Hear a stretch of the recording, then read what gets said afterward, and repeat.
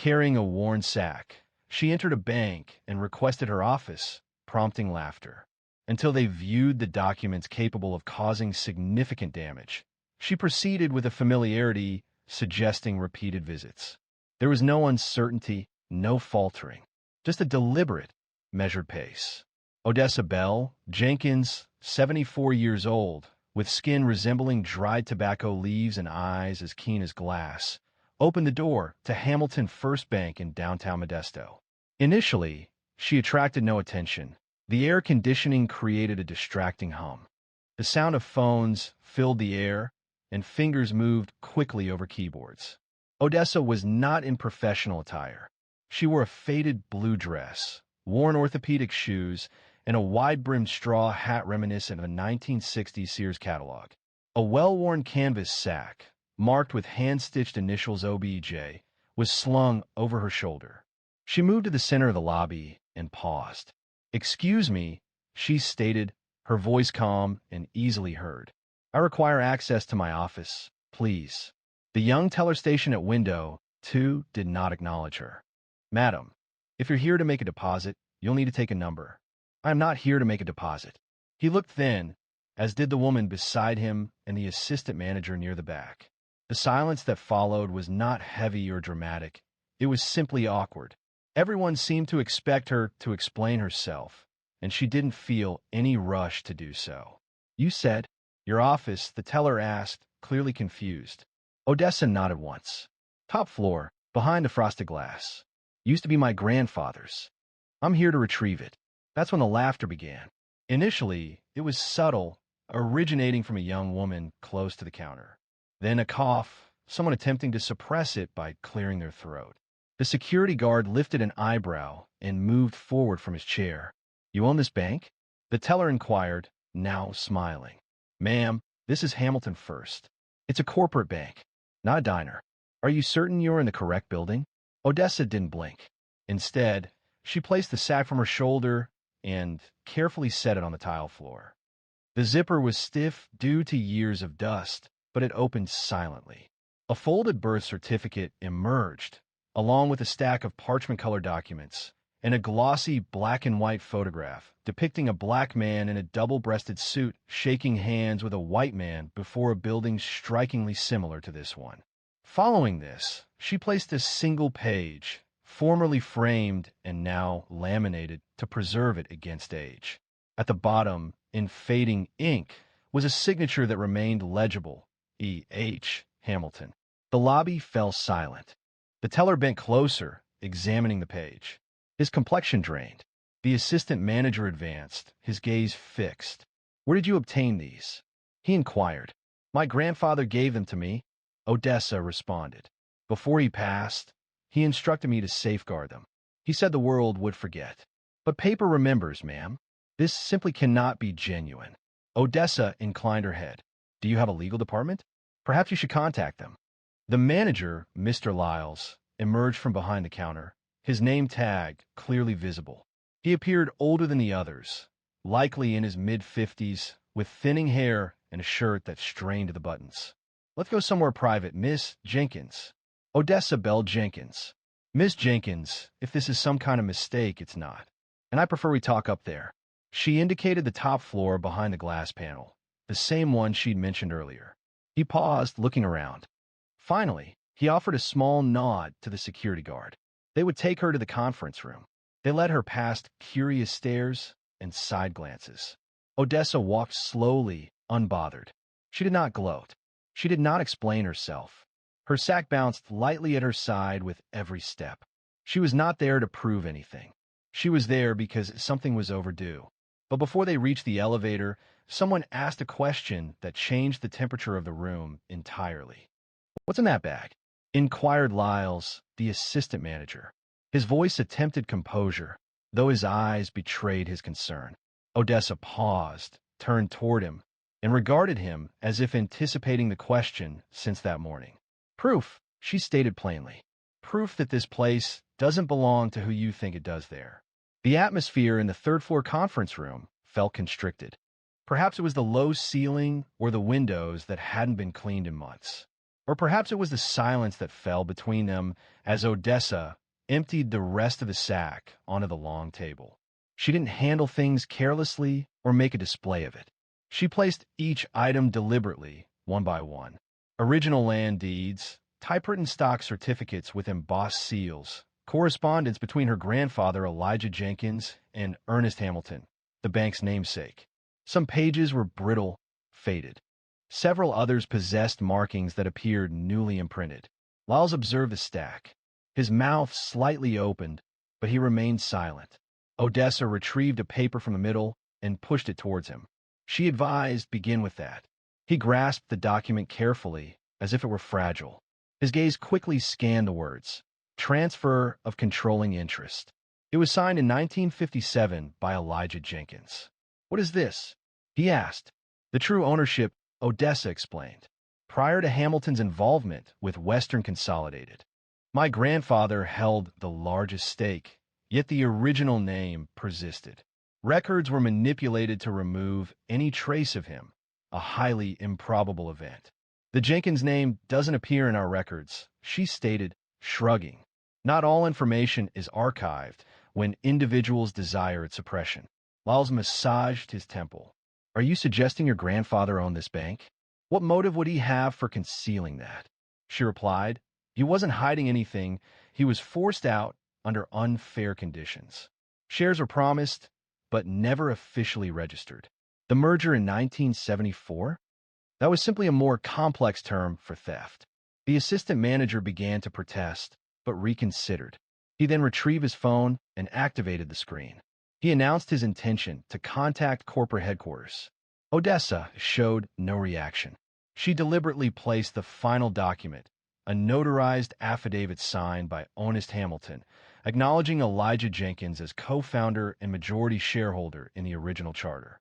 Lyles avoided eye contact, moving back and forth as the phone connected. This is Joseph Lyles at Modesto Branch 142. We are experiencing a situation. A person is present, asserting ownership, rights tracing back to the founding. Odessa's hand rested on the table. She was present to wait, not to argue or beg. They possessed documents. Originals. No, I am not joking. He listened, his eyes shifting back to her. Okay.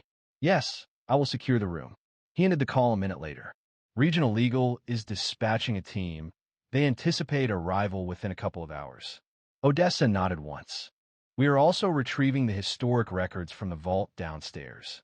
Lyles added, if this is genuine, they'll want everything clearly presented. She smiled faintly.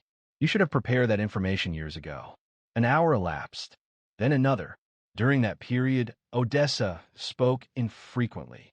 She primarily gazed out the window, occasionally taking sips of water brought by a nervous intern who remained silent.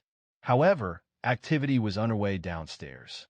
Those who had scarcely noticed her before were now murmuring in hushed tones, discreetly looking towards the conference room window as if it held a disturbing event.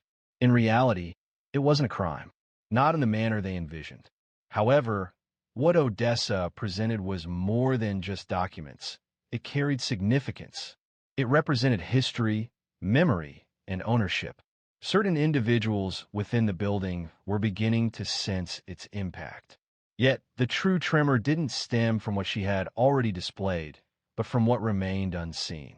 When the regional legal team from Sacramento arrived, consisting of 3 men in sharp suits and a woman carrying a briefcase seemingly heavier than Odessa's sack, a palpable tension filled the room. Odessa remained seated, her composure unwavering, with her hands folded in her lap as if awaiting Sunday service. Bryce Hanley, the lead attorney, bypassed introductions altogether. He placed his leather-bound binder on the table, offering Odessa a half-smile, which was polite but lacked sincerity. We understand you're claiming part ownership of this bank, he said, already flipping through her documents as if they were museum artifacts. I'm just here to verify and advise our client on next steps. Odessa didn't flinch. I'm not claiming anything. I'm here to reclaim what my grandfather built. Hanley glanced at Lyles. We'll need copies of all this. Originals can't leave the premises, but we'll digitize them for analysis. Odessa didn't answer immediately. Instead, she retrieved a folded letter from her purse. The paper showed creases, and the ink had bled slightly at the edges, but the signature at the bottom was legible. "This is from Elijah Jenkins," she stated, placing it before them. "He composed this in 1961, noting his fear that someone would take what belonged to him. And they did." Hanley read the letter, then gave it to the woman next to him. "You want us to believe your grandfather was forced out of his own bank without anyone taking notice?" Odessa's eyes narrowed just slightly. Nobody seemed to want to investigate. "Do you believe those initial shareholders maintained accurate records?" The Jenkins family lost their majority ownership and became essentially irrelevant within less than 10 years. And the question of how went unasked, because there was a general lack of interest. "We weren't the kind of family people erected monuments for." Lyles subtly adjusted his position. "But the Hamilton name. Elijah and Ernest were partners," Odessa pointed out. "They established this place in the 30s, but only one of them received recognition. Can you guess who was included in the historical accounts?" Hanley scratched the back of his neck. "Even if all of this is true," he said, "you need to prove continuity of ownership. Paper trails, tax filings. They're all in that sack," Odessa replied. "I've been filing claims with county officers since I was 28. Every year, every decade, even after my husband died, quietly, patiently, because my grandfather told me one day the truth will be heavier than the lies." The room fell quiet. Selina Miles, the junior attorney, glanced up from a typed ledger. "This is considerable. Where did you locate some of these?" "In a church basement. In my uncle's attic. In city archives that were unaware of their contents. I dedicated the majority of my retirement to compiling it all." Hanley's smile had vanished. He tapped his pen on the table. "Do you realize this might initiate a lawsuit?" "I anticipate it," Odessa replied. Her voice held no pretense, only certainty. She wasn't present seeking assistance. She came because she possessed documentation. Lyles, who had remained quiet previously, advanced forward at last. "Miss Jenkins, why at this time?" Odessa hesitated before responding. "Because you all ridiculed." She stated it without malice. Simply a statement of fact. "I entered with a past that no one felt the need to recall. I observed the name Jenkins removed from each annual report, each plaque. For years, I convinced myself it was unimportant. But this place? It's constructed upon what my grandfather initiated, on what we forfeited. After all these years, after all the waiting, I figured it's time someone remembered." Hanley rubbed his eyes. "We're going to need to bring in senior counsel." "Good," Odessa said, sliding the last sheet across the table. "They'll want to see this." It was a black ledger, smaller than the rest, handwritten in tight, neat lines. "Ernest's private account book," she said. "Found it in a box marked receipts in a retired accountant's garage in Madeira. This document details every transfer, every dividend, every instance Jenkins' shares were reallocated without our consent." Hanley appeared visibly stunned. Selina reacted by covering her mouth.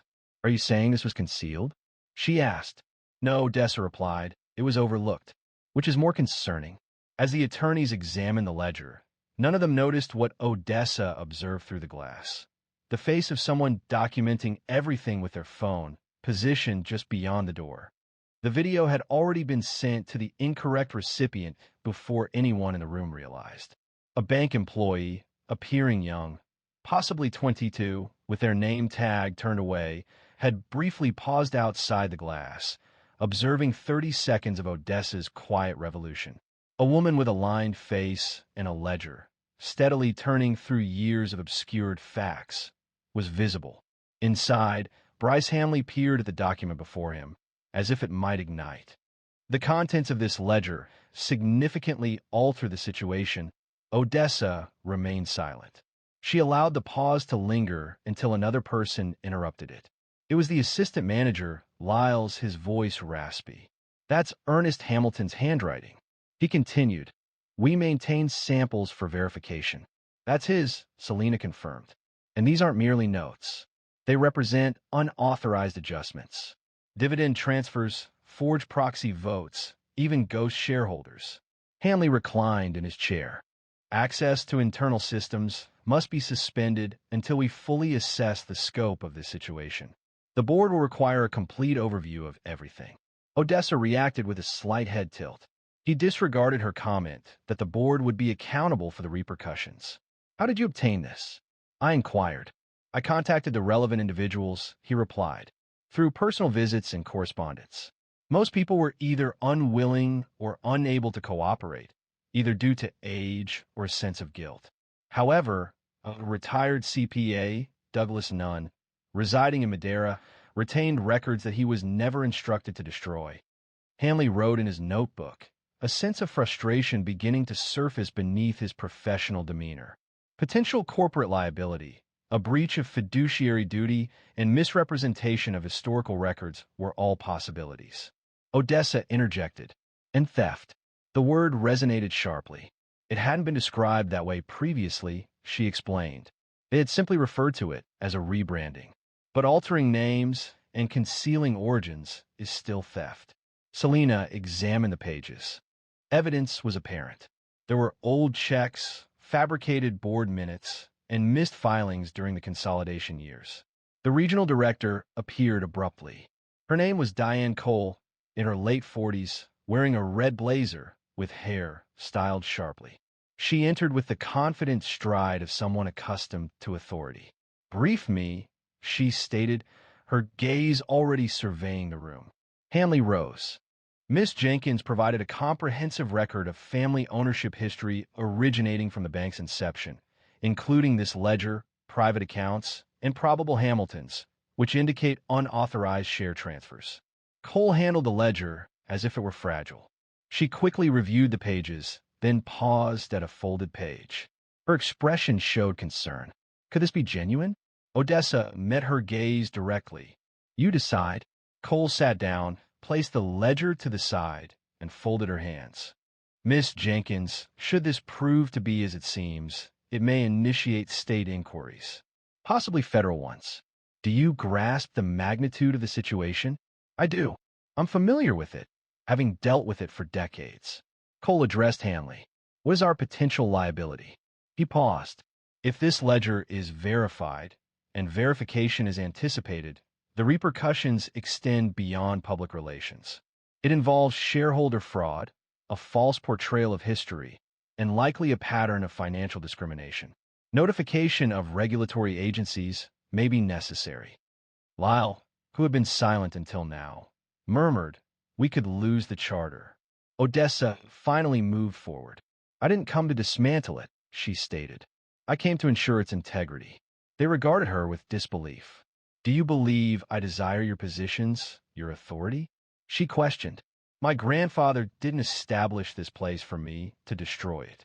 However, I will not permit it to be sustained by falsehoods any longer. Cole nodded deliberately. You're not requesting a financial contribution, are you? He asked. No, Odessa replied. I'm requesting that my family's name be restored to its rightful place, on the records, on the wall, and on the founding documents. If that isn't possible, I will pursue legal action through the courts. For a brief silence, no one stirred. Then Hanley rose. I'm going to contact headquarters. He continued. I believe we should cease acting as though this is merely a misunderstanding. Selena carefully collected the papers, treating them with the reverence due to historical documents. Outside the door, phones began to illuminate. The news had circulated. A local reporter was already downstairs inquiring about the elderly woman asserting ownership of the bank. Cole glanced out the window, then turned to Odessa. Do you feel prepared for this to become difficult? Odessa offered a slight smile. Darling, I have endured hardship. I am ready for authenticity. While the building prepared for legal challenges, Odessa sensed a more profound consequence, as justice often resonates beyond legal proceedings. As the sun set behind the office buildings in downtown Modesto, the news had already escaped the bank's confines. A journalist from the Valley Record waited outside the glass doors, equipped with a notepad and a camera. Her name was Eleanor Cruz, mid-30s, with a blunt haircut and a direct manner. She had not been assigned to the story. She arrived alone, having heard rumors from a cousin employed in the building. Within, people behaved differently. Staff who had previously dismissed her were now quiet, quickly passing documents between offices and avoiding Odessa's gaze. Others, primarily younger tellers, regarded her with a peculiar sense of wonder, as if they were only now understanding they might be working in a building constructed upon someone else's misappropriated narrative. Cole stood near the windows, arms folded, observing the unfolding events as if they were a chess game she hadn't anticipated playing that day. "She's going to want a statement," she said, nodding towards the reporter. Odessa didn't raise her head from her seat. "Let her in." "Are you sure?" she responded. "Let her in," Cole repeated. "I'm not hiding." Shortly after, Elena entered the conference room, her camera hanging from her shoulder, the recorder already running. "I'm told you have evidence this bank doesn't own what it claims to own." Odessa remained steadfast. "I have evidence to show it always has, not entirely." "And who are you?" "Odessa Bell Jenkins, granddaughter of Elijah Jenkins, the man who helped establish this institution and was erased from historical accounts, not even receiving a footnote." Elena positioned herself opposite her. "That's a significant assertion." "It is not an assertion, but a documented history," Odessa stated. "All the necessary information is on that table." The reporter looked to Cole. "Is this being given due consideration?" Cole released a breath, a tightness in her shoulders. "A thorough review of archived material spanning decades, alongside recent documentation submitted by Miss Jenkins, is underway. The situation is indeed significant." Elena glanced back at Odessa. "Why today? Why now?" Odessa moved forward, her hands clasped. "Because I've buried too many people who waited for the world to show concern." Her mother would weep whenever she passed this building. She had worked at the post office across the street for 28 years, witnessing the name Jenkins vanish from the foundation plaque. "She passed away before I had the chance to show her that it mattered." Elena paused briefly, then spoke softly. "You're not pursuing this for financial gain?" Odessa smiled, a weary expression on her face. "Child, if I desired money, I could have sold these documents to a lawyer years ago. But what value is money compared to a legacy?" Hanley, still on the telephone across the room, disconnected the call. "Headquarters has authorized the commencement of internal investigation procedures, starting immediately." "And the founder's plaque?" Odessa inquired. Cole responded. "A replacement will be ordered, including both names, Hamilton and Jenkins." "That's acceptable," Odessa stated, her tone even. "However, I require the original to be sent to me. My grandfather's name shouldn't have been removed initially." Elena recorded a note. "Do you believe this account will motivate others?" Odessa offered a quiet chuckle. "I'm not concerned with inspiration. My focus is on whether it will alert people. Families are frequently victimized, not through violence, but through suppression, documentation suppression. The absence of a signature wouldn't draw scrutiny if the person who was missing resembled me." Externally, the narrative had already started circulating online. Several photos appeared.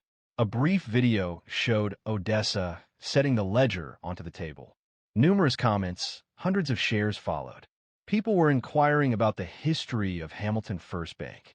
Speculation arose regarding how many other names might have been removed to provide reassurance. Inside, the bank's lobby remained calm. This wasn't due to embarrassment but acknowledgement.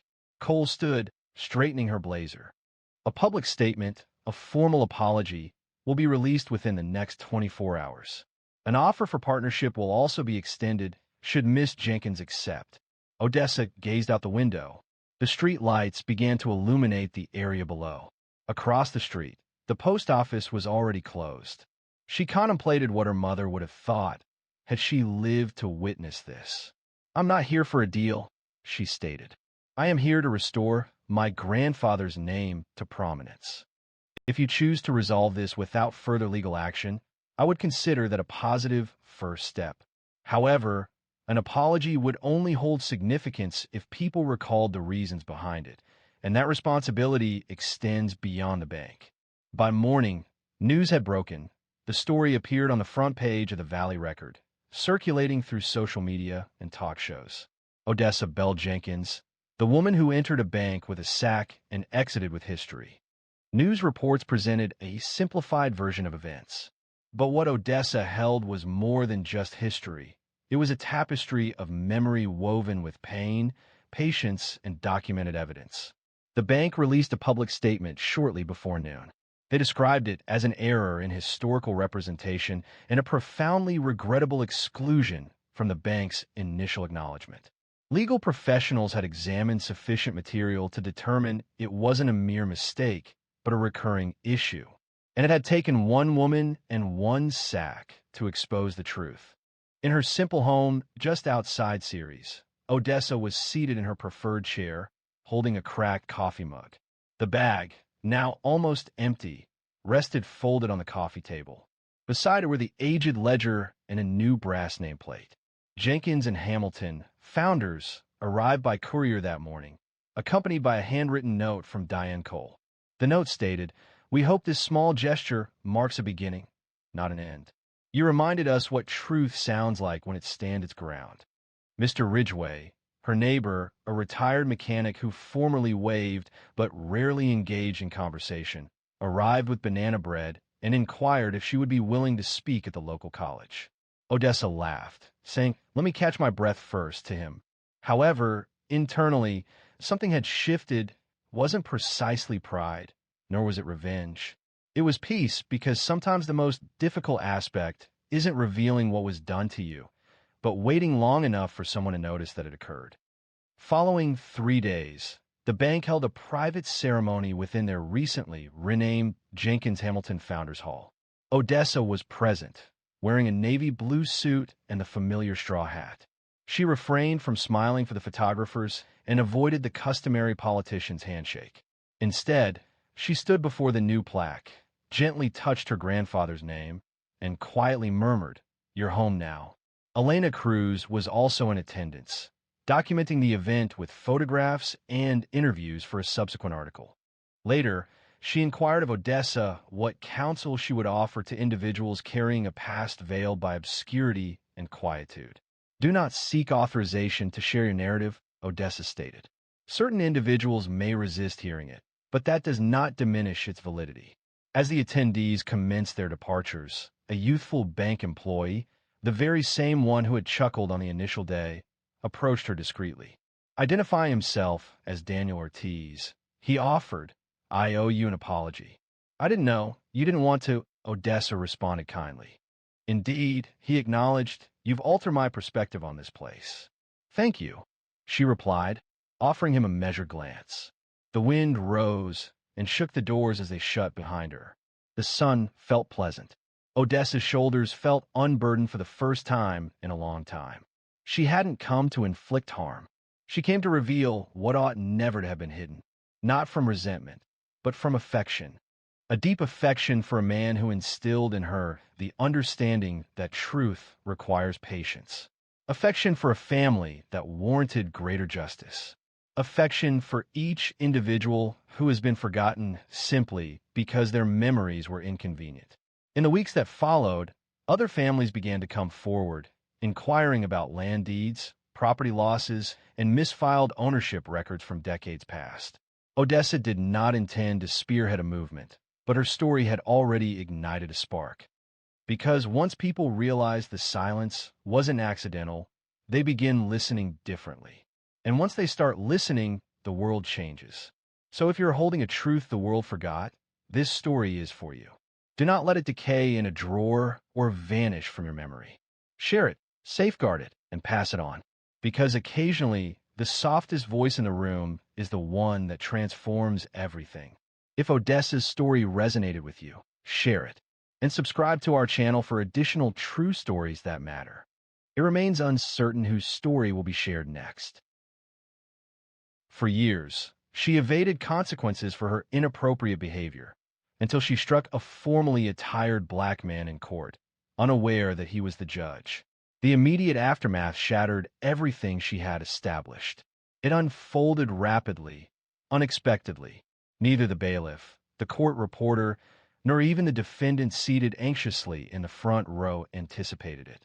Officer Tiffany Rourke had just entered courtroom 2B within the Franklin County Courthouse in Missouri. Her uniform was impeccable, her jaw set, as was her habit.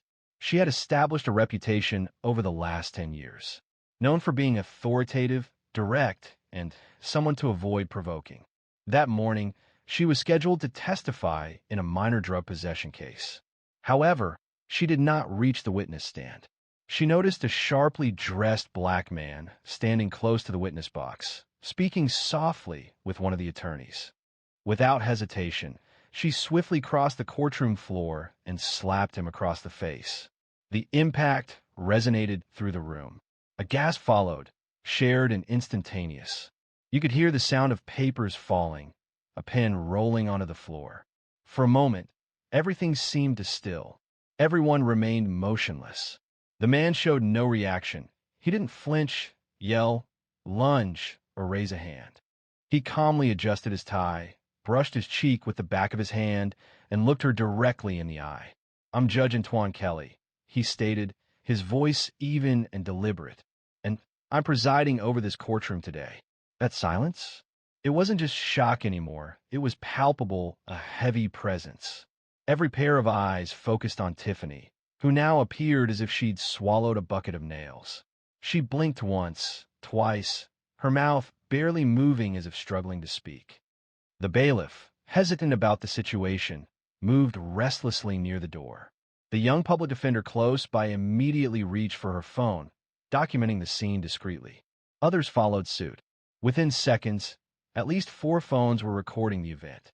Tiffany attempted to speak. "I thought he wasn't supposed to be," but the moment had passed. Judge Kelly addressed the silent courtroom and announced, "We're taking a 10-minute recess." Then, he entered his chambers, silent, his expression unreadable. The room remained still. No one knew whether to stand, sit, or depart. Tiffany remained motionless. Her hand, the one she'd used, trembled subtly at her side. The prosecutor approached her and whispered, "You just assaulted a judge." Tiffany gazed at him, visibly pale and blinking quickly, as if the foundation had been removed from beneath her. The news spread rapidly.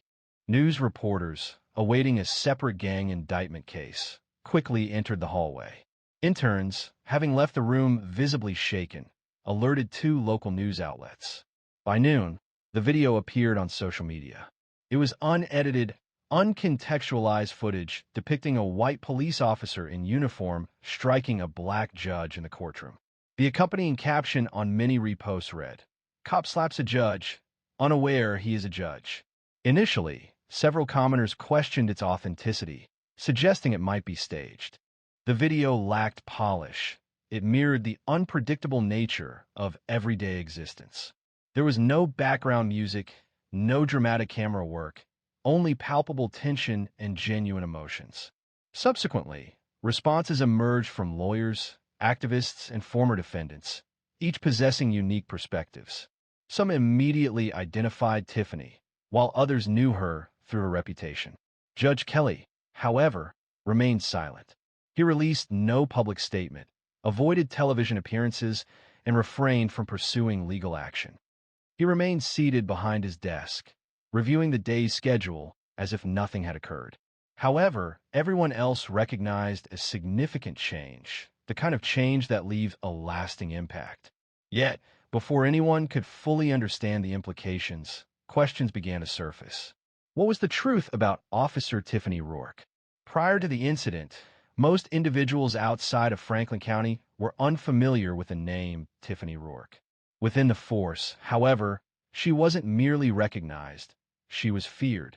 Tiffany's ascent was rapid. Some believe it was too rapid.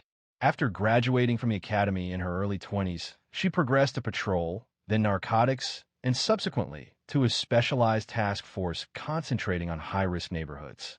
She received medals, appeared in department newsletters, and presented at 2 police conferences. However, beyond the publicized events and formal greetings, there existed another facet of Tiffany, the one largely unknown to the public. The initial signs were subtle. A young black driver, ticketed for a broken taillight, asserted he had not violated any laws. When he attempted to explain his situation, Tiffany increased the fine, citing noncompliance. He subsequently submitted a formal complaint, which was not addressed. A Latina mother reported that Tiffany conducted a vehicle search without justification outside a grocery store. When her 10-year-old daughter inquired about the reason, Tiffany responded, "You people should know better." The mother became distressed and filed a report, which was closed within a week. Subsequently, an event occurred that nearly reached the media. A video surfaced showing Tiffany verbally abusing two black teenagers seated outside a convenience store. She accused them of loitering. One of the teenagers recorded her outburst. However, the clip disappeared after the boys were arrested for resisting. There were also rumors circulating within the department's locker rooms and among court clerks. Tiffany reportedly used derogatory language when she believed she wasn't being observed. She allegedly threatened junior officers who did not support her in their official reports. Whenever her name surfaced in a formal grievance, the Internal Affairs Division discreetly marked the file as not sustained. She benefited from influential connections, including Chief Brannon, who described her as a capable officer navigating difficult circumstances. He believed the public lacked comprehension regarding the demands of policing in those communities. Fellow officers, such as Officer Sam Delaney, recognized the pattern early on. He once attempted to voice his concerns after witnessing Tiffany forcefully push a suspect's head against a cruiser window. She informed me that if I submitted any documents, my locker would be emptied by Monday. Consequently, he withdrew. They all did, not because they shared her perspective, but because Tiffany embodied the established order. She wasn't a deviation from it, nor an unusual case. She was the system. She represented the convergence of power and prejudice disguised by authority. And it wasn't simply her behavior, it was the confidence stemming from her perceived immunity. Around 6 months prior to the courtroom incident, a newly appointed officer, Jordan McLean, submitted a formal complaint following 2 weeks of riding alongside her. During that time, she halted 6 vehicles in a single day. All the drivers were black, and they were all within the same 3-block area. He documented in the internal log that none of the stops were warranted. McLean was then reassigned to desk duty 2 weeks later. Tiffany received a commendation. The underlying issue wasn't solely Tiffany's actions. It was the fact that others allowed her behavior to continue. Her advancement within the department wasn't in spite of her conduct, it stemmed from it. However, vulnerabilities had been appearing for some time prior to the incident involving Judge Kelly. Previously dismissed grievances began to reappear discreetly.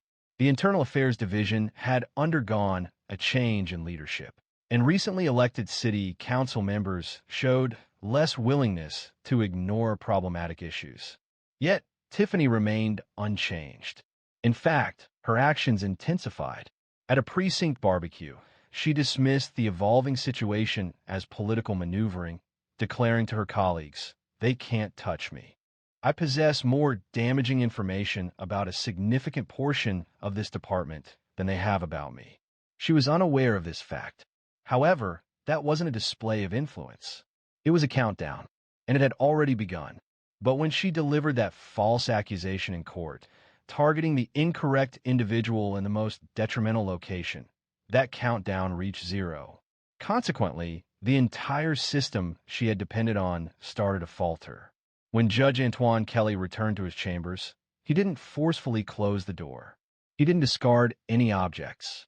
He didn't raise his voice. He simply took a seat. He inhaled, moved closer, and grasped the pile of case files on his desk as if it were a routine Tuesday. However, it was anything but. This was unprecedented for the numerous individuals present in that courtroom. It was unusual for the lawyers who had witnessed considerable stress. But it was especially shocking for everyone involved. Nobody had ever seen a uniformed officer strike a sitting judge. Kelly had served as a judge for 12 years, primarily in Franklin County. He preferred a modest demeanor. He avoided publicity. He favored simple ties. He kept photos of his wife and 3 sons on his bookshelf, alongside a miniature gavel his youngest made in woodshop. Those who knew him understood one thing. His quiet presence carried weight. He had grown up in St. Peters, Missouri. He was the first in his family to go to college, then law school. He worked in public defense for 7 years before switching sides. He'd seen every kind of case, the petty, the tragic, the senseless. He treated them all with the same steady focus. The scene in that courtroom was jarring. That slap? It was a familiar feeling for him. Disrespect had been a constant companion throughout his career. However, this was unlike anything he's experienced, not a subtle insult, but a physical act performed publicly and undeniably. Remarkably, he didn't react with anger or boasting. Kelly avoided theatrics. He prioritized accountability. In the hallway, his clerk, Monique Barnes, remained motionless, still clutching the folder she was intending to present prior to the incident. She entered his office cautiously. "Are you all right?"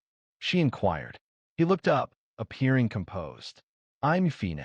She took a seat, her gaze carefully observing his face for any indication of anger. "I don't know what she thought she was doing," Monique stated. "We can file something. Press charges. The footage is already widespread."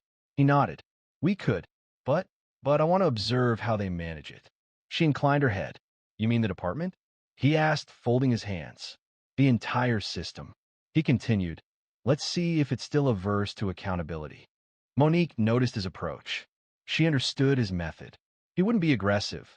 He would wait and allow them to reveal their intentions. By lunchtime, Judge Kelly's name was widely discussed online. People recalled him from a graduation speech delivered at a local high school 2 years prior. Video segments reappeared. Notable statements were shared. The law isn't a weapon. It's a tool, and it belongs to everyone, not just the loudest voices. However, he remained silent. He did not post on social media or issue a formal declaration. Responding to inquiries from reporters at the close of the day regarding potential charges, he offered this statement. "I anticipate the same level of professionalism and accountability that I have demonstrated to others over the past 12 years.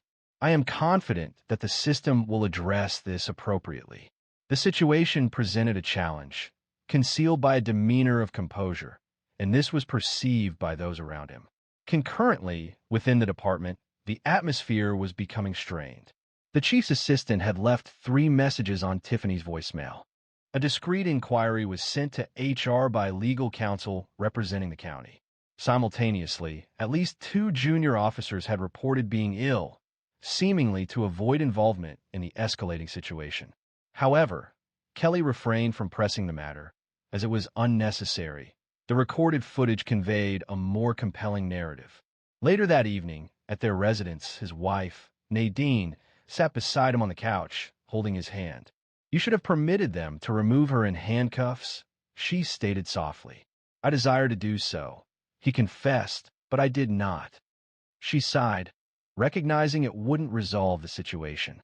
"You think this time will be different?" He glanced at their joined hands. "I believe this time she chose the wrong man in the wrong place at the precise right moment." But if Tiffany thought the silence indicated defeat, she was about to discover just how resounding dignity could become when the nation was finally observing.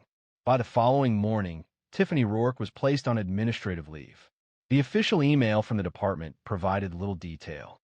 An investigation is underway concerning an incident involving court personnel. However, the details did not require a formal announcement. They were widely disseminated. The event rapidly spread online, with news broadcasts repeatedly showing it. Podcasts offered detailed analyses, and online forums were filled with accounts from individuals claiming prior negative experiences with her. A video surfaced from 4 years prior, depicting Tiffany arguing with a teenage boy during a traffic stop. The footage, grainy and captured by dashcam, showed her words slurred slightly and her tone menacing. The boy had been released without charges. However, the recording remained unseen until now. This time, people weren't just speaking, they were paying attention. And her badge offered no protection.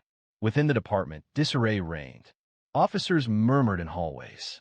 Her closest allies, those who previously joked with her at Friday briefings, now abruptly had other commitments when she approached.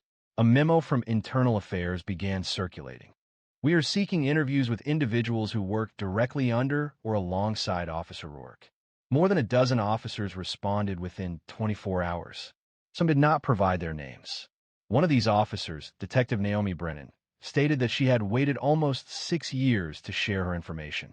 According to Naomi, she had previously threatened to reassign me to the county jail rotation if I questioned her reports again.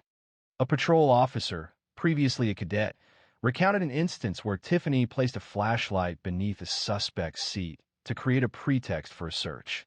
She referred to this as insurance, claiming no one would review her recorded footage. The situation had escalated beyond the initial incident. What began as a single event became a catalyst. Subsequently, a series of previously concealed issues were exposed.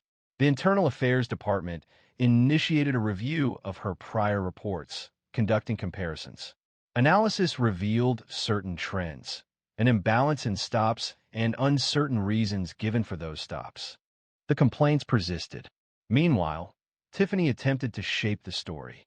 She contacted a local conservative talk show host, providing a hesitant phone interview, alleging the judge had appeared threatening and made a sudden action. The interview failed to gain traction. Even her consistent supporters hesitated. The sound of public relations defenses weakening became palpable when the host abruptly ended the segment, stating they would await further information before drawing conclusions. Subsequently, an email arrived from her union lawyer. A conflict of interest prevents me from continuing to represent you in this situation. Essentially, you're facing significant public scrutiny. Her inbox was flooded with messages. Journalists contacted her. Friends ceased responding. Even her daughter, 19-year-old Avery, a college freshman, sent a brief text. "Why would you do that, Mom?" Tiffany was seated in her kitchen. The once esteemed medals from her service were positioned above the refrigerator.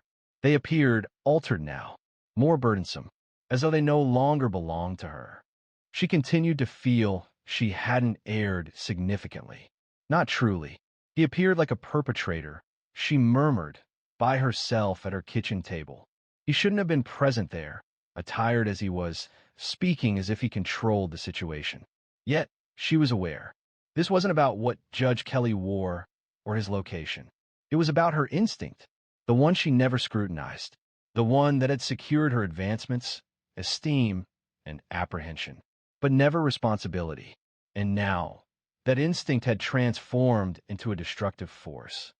2 days following the incident, the Franklin County Police Department conducted a press conference. Marking the first time in 15 years, the chief was accompanied by legal counsel. "We do not endorse Officer Rourke's behavior in the courtroom. An internal investigation is underway. We are treating this matter with utmost seriousness." He offered no praise, such as describing her as a good cop or noting distinguished service. He provided no words of support, just facts, objective and detached. Tiffany observed the press conference on her living room television, mirroring the actions of everyone else. However, if she believed the lack of communication from her colleagues was the most challenging aspect, she was soon to discover the consequences of the foundation she relied upon gradually disintegrating, piece by piece. Tiffany previously moved through the department with an air of ownership. That was no longer the case. Those few who still met her gaze did so fleetingly and anxiously, as if they wished to avoid association with her. The precinct felt different now. Her firm authority had vanished, leaving an unsettling emptiness. It was as if a flawed painting had been removed, yet the fastener remained embedded in the wall. The period of administrative leave stretched on, devoid of salary, identification, and explanation, only a prolonged wait. At her residence, her sphere of influence diminished rapidly. Her daughter, Avery, had ceased responding to messages, not since the night of the incident. They had not shared a particularly close bond. Tiffany had guided her upbringing with structure rather than affection. Now, the silence felt different. She attempted to call again. "This is your mom. Please, just talk to me." The line disconnected after the initial ring. Tiffany looked at her phone for a significant time before setting it face down. She had believed for so long that she was in charge, that people's fear indicated respect, that those internal criticisms were merely background noise from individuals who didn't comprehend the demands of the position. Now, She sat at her kitchen table, the blinds partially drawn to obscure the camera van parked across the street. Her time was abundant, and the silence was profound. She had not yet been charged. However, the department was no longer offering her protection. The union had ceased communication. The lawyers had stopped responding. Simultaneously, further allegations surfaced. A civil rights watchdog group submitted a petition demanding an independent review of each case she had handled during the previous 5 years. Individuals began to come forward, one after another. Individuals previously considered suspects. Former officers. Even a retired judge who remembered Tiffany yelling at a defendant during trial. He had dismissed it then as stress. She checked online to read the comments, simply out of curiosity. Roark exemplifies the need for reform. This woman believed she was above the law. She antagonized the wrong judge. Fortunately, and then the most damaging remarks. From people who asserted they were her friends. I consistently felt uneasy about her. Her behavior was consistently overly assertive. I recall an instance where she laughed following a child's tears in an interrogation room. That moment remains vivid. It wasn't disloyalty, it felt like obliteration, as if she had no connection to them whatsoever. Her voicemail was overflowing with messages. Reporters, civil attorneys, and even a woman from a documentary company inquiring whether Tiffany would consider sharing her perspective. She did not respond to the call. The garage offered her a semblance of security. She would sit in the car, engine off, doors locked. She would spend hours inside, mechanically performing tasks, revisiting past cases in her thoughts, repeatedly telling herself that none of this would have occurred if that judge had recused himself, if he hadn't been attempting to create a disruption. However, regardless of how many ways she analyzed the situation, she couldn't alter the fact that she had slapped a man in open court, a man who presented no danger, who was not a suspect, who held the position of a sitting judge, and the entire country witnessed it. During one afternoon, her neighbor, Mrs. Beasley, who previously waved at her during morning jogs, passed by with her dog and did not even acknowledge Tiffany. That small instance affected her more than anticipated. The subtle dismissal, the courteous rejection, it felt more impactful than the news reports. Because news reports disappear, but being overlooked, that remains. She magnified her image.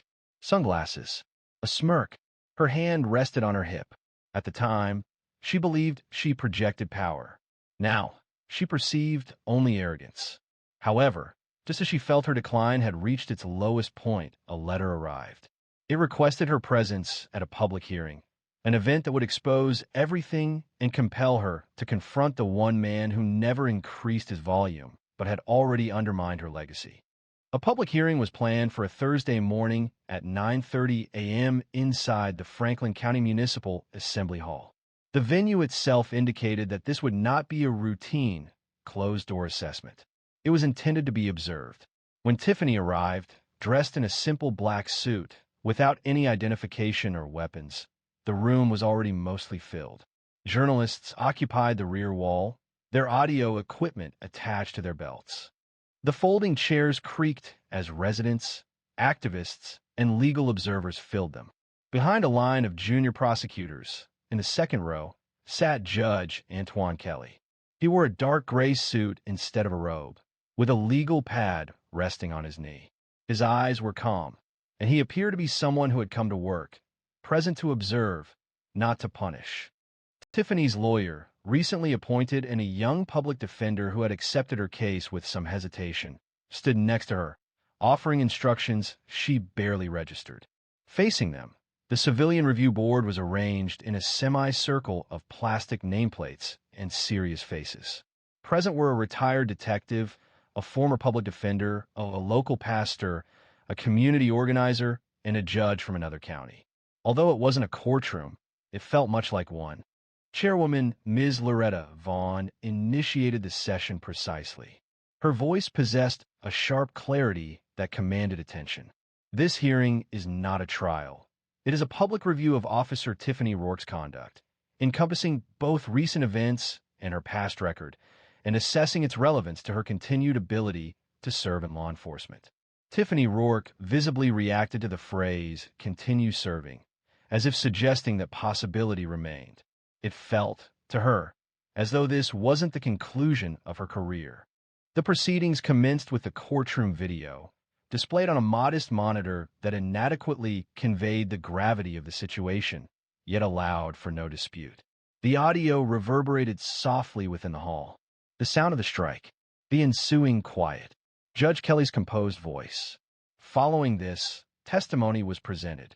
Officer Naomi Brennan delivered her written account concerning the threat Tiffany issued 6 years ago. Her tone remained even but detached. Subsequently, 2 individuals previously arrested testified, both noting that Tiffany's name appeared in their official records, even though they were not present during the incidents. She reportedly authorized their arrests without providing any clarification.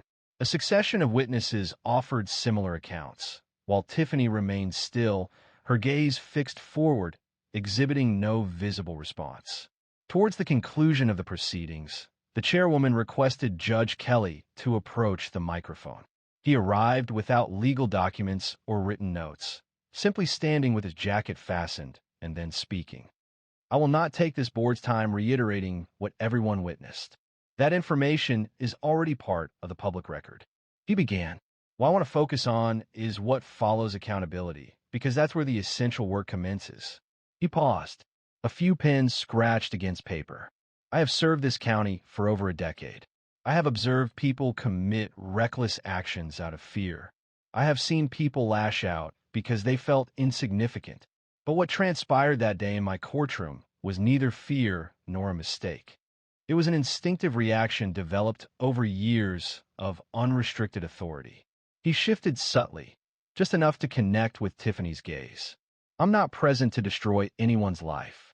I'm here to bring this community to remember what justice should embody, and what it must not resemble evermore. Then he took his seat. There was no applause, no acknowledgments, only silence. Tiffany's legal representative offered some concluding remarks, largely formal, primarily requesting compassion. It was inconsequential. The board observed a short break prior to releasing their recommendation. Officer Tiffany Rourke was scheduled for permanent removal from duty. All benefits were to be revoked, and her conduct would be referred to the state attorney for further review. She remained still, appearing detached, as the room cleared. The way people regarded her had changed, not with fear or even animosity, but with a lack of interest. That absence of concern felt particularly painful. Judge Kelly passed her as he left. He did not pause. He did not glance back. Because some individuals do not require revenge, the truth was sufficient. Long after the cameras stopped flashing, the question lingered. What lesson would the community retain from the quiet that ultimately compelled the system to respond? Weeks elapsed. The headlines diminished. Other controversies gained prominence. Yet, in Franklin County, a change occurred. Genuinely this time. Not merely in hushed conversations, not in secret meetings, but in the way people viewed the system, in the way they viewed one another. The courtroom where it happened remained active. Cases proceeded as they always did. However, a palpable shift occurred when Judge Antoine Kelly entered the room. Everyone rose with a distinct air of reverence, not solely due to his position, but because of how he conducted himself. He never sought recognition or accolades. He consistently performed his duties. On one afternoon, following a juvenile hearing, a young public defender approached him in the hallway. "Can I ask you something, Judge?" She inquired, looking around. She then asked, "That day, how did you stay calm?" He paused for a moment. I preferred not to give her what she anticipated. Then he smiled gently. He nodded once, and he walked on. That response lingered with her, and it resonated through the courthouse in other ways. Officers began participating in revised bias training that held genuine significance. A community board was granted substantive authority, more than just a nameplate and a folding table. Certain old case files were examined. Not every single one, but a selection, sufficient to signal that the doors were beginning to open. Regarding Tiffany Rourke, she reseated. She divested her home discreetly and relocated to a new area spanning 3 counties. There were no interviews granted, nor any public announcements made. She secured employment in private security for a shipping company. Her name ceased to be prominently featured in news reports, appearing only occasionally as a minor reference in opinion pieces. There was no return to public life, no narrative of recovery. Her decline wasn't sudden, it was gradual. Yet, what she forfeited was the sole thing of consequence to her: authority. And in its place, a silence settled that she couldn't alter. Simultaneously, more individuals stepped forward. Individuals harmed by fellow officers. Significant events, all fueled by what they witnessed in the courtroom. They sought not retribution, but recognition. That was the impact. The incident when Tiffany struck Judge Kelly was pivotal. It represented the culmination of a previously concealed history, a truth that resonated with the public. In a community like Franklin County, where progress typically unfolded gradually and discreetly, such visibility had a profound effect, extending far beyond the police department. The event disrupted the routines of an entire community. During a town hall meeting held 2 months afterward, a woman addressed the group. She appeared older, with her glasses slipping down her nose, and spoke with a steady voice. "I don't want another apology," she stated. "I want policies. I want change that doesn't wait for the next viral video." The room acknowledged her sentiment, understanding precisely what she meant. They understood because they had witnessed the repercussions when someone believes their badge provides immunity from accountability. Reality entered the room, presenting itself with the authority of a judge. This wasn't a fabricated narrative. There were no 11th-hour collapses, no sensational admissions. Instead, it was the gradual decline of an individual from a position of high regard, and the subsequent, equally deliberate effort to construct something more substantial in its place. The confines of that courtroom would forever remember the events that transpired within them. The initial impact might diminish. The media attention may dissipate, but the underlying principle endured. Unfettered power can become destructive. A lack of expression can carry more weight than vocal protest. And genuine justice doesn't require a forceful declaration to be acknowledged. What lessons can we draw from these observations?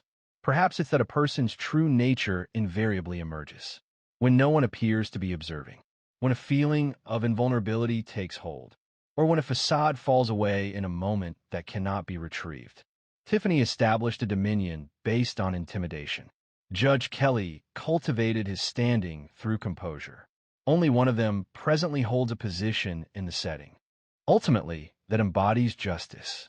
Should this account prompt reflection, evoke emotion, or simply inspire a moment of consideration, please subscribe to the channel. We share narratives that others hesitate to explore, with truth as our guiding principle. He ridiculed her speech, her attire, and even her willingness to voice her opinions.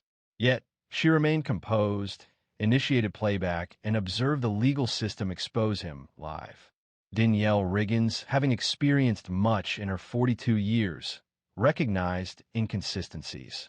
The citation affixed to her windshield near the community center in Macon, Georgia, wasn't simply irritating, it felt targeted. She studied it briefly, peering at the listed offense. A citation for failing to yield in a pedestrian zone was received. However, she was not in the vehicle at the time of the alleged violation. Her Honda had been parked legally in front of the building while she was inside, leading a workshop for at-risk teens. She sighed, placing the paper into her bag. Danielle dedicates long hours as a youth counselor, providing assistance to kids who'd experienced hardship and lack sufficient support. Her financial status is modest. She is far from wealthy. Her profession consumed her, and with raising her teenage daughter and guiding children who resembled her younger self, her time was scarce. A penalty like this was more than just disappointing, it significantly impacted her schedule. However, it wasn't primarily about the financial burden. It was about the underlying issue of fairness. The subsequent evening, she sat at the kitchen table with a cup of mint tea and the citation before her. Her daughter, Aaliyah, was completing homework in the vicinity. "You're really going to fight it?" Aaliyah inquired, looking up from her textbook. Danielle chuckled quietly. Yes, I'm weary of allowing things to pass. Aaliyah reclined. Do you believe they will truly hear you? Danielle paused, not responding immediately. She simply gazed out the window for a moment before replying, I don't require them to listen. I need to be present and proceed according to my conditions. The following Monday, she contacted the municipal courthouse, requested a half day away from work, and highlighted her court date in red pen on the calendar. She chose a simple outfit for the hearing: dark jeans, a light blouse, and flats. No blazer, no makeup, just her natural appearance. The woman she saw in the mirror appeared weary, but also resolute. As she prepared to leave, she placed her phone in her back pocket, activated the voice memo app, and began recording. It wasn't an expectation, but a habit formed by experience. She's learned that people sometimes react negatively when a black woman asserts herself with assurance. She reached the courthouse 30 minutes before the scheduled time. The building was a small, aged brick structure with faded signage. Several other individuals were present outside, primarily working-class people attempting to find a moment for justice amidst their jobs and obligations. Inside, the clerk called names with minimal acknowledgement. Danielle remained still, her hands resting in her lap, awaiting her turn. The courtroom felt chilly. It wasn't until she heard her name, Danielle Riggins, case 407B, that her heart began to race. She proceeded to the defendant's table, her heart steady but alert, mirroring the advice she's given to the children in her youth programs. One can't always dictate actions, but one can control one's response, she observed. And that's when she saw him. Judge Gregory Lannister. Late 50s, silver hair neatly combed back, reading glasses perched low on his nose. His reputation was well known. Some described him as firm, while others labeled him arrogant.